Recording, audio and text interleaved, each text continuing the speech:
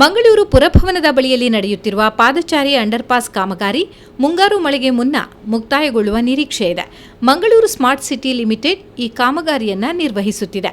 ಕಳೆದ ನವೆಂಬರ್ 28ರಂದು ದ್ವಿಮುಖ ಸಂಚಾರದ ಈ ರಸ್ತೆಯಲ್ಲಿ ಎಬಿ ಶೆಟ್ಟಿ ವೃತ್ತದಿಂದ ಕ್ಲಾಕ್ ಟವರ್ವರೆಗೆ ಬರುವ ರಸ್ತೆಯನ್ನು ಮುಚ್ಚಲಾಗಿದೆ.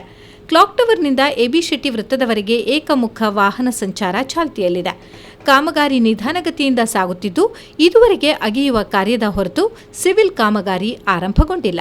ದೂರವಾಣಿ ಮತ್ತು ವಿದ್ಯುತ್ ಭೂಗತ ಕೇಬಲ್ಗಳ ಸ್ಥಳಾಂತರವಾಗಬೇಕಿದೆ. ಇದನ್ನು ಮಾಡದೆ ಸಿವಿಲ್ ಕಾಮಗಾರಿ ಆರಂಭಿಸುವುದು ಕಷ್ಟ. ಫೋರಂ ಫಿಜಾ ಮಾಲ್ಗೆ ವಿದ್ಯುತ್ ಪೂರೈಸುವ 33 ಕೆವಿ ಭೂಗತ ಕೇಬಲ್ ಅನ್ನು ಮೆಸ್ಕಾಂ ಸ್ಥಳಾಂತರಿಸಿದೆ. ಇಲ್ಲಿ ತಲಾ 1200 ಸಂಪರ್ಕಗಳಿರುವ 50ಕ್ಕೂ ಅಧಿಕ ದೂರವಾಣಿ ಕೇಬಲ್ಗಳಿವೆ. ಬಿಎಸ್ಎನ್ಎಲ್ನಲ್ಲಿ ಹೊಸ ಕೇಬಲ್ಗಳನ್ನು ಅಳವಡಿಸಬೇಕಿದೆ.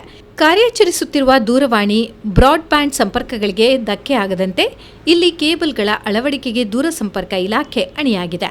ಈ ರಸ್ತೆಯಲ್ಲಿ ಒಂದು ಭಾಗವನ್ನು ರಸ್ತೆ ಸಂಚಾರಕ್ಕೆ ಮುಚ್ಚಲಾಗಿರುವುದರಿಂದ ಸ್ಟೇಟ್ ಬ್ಯಾಂಕ್, ರಾವ್ ಸರ್ಕಲ್, ಮೈದಾನ ರಸ್ತೆಗಳಲ್ಲಿ ಒತ್ತಡ ಹೆಚ್ಚಿದೆ.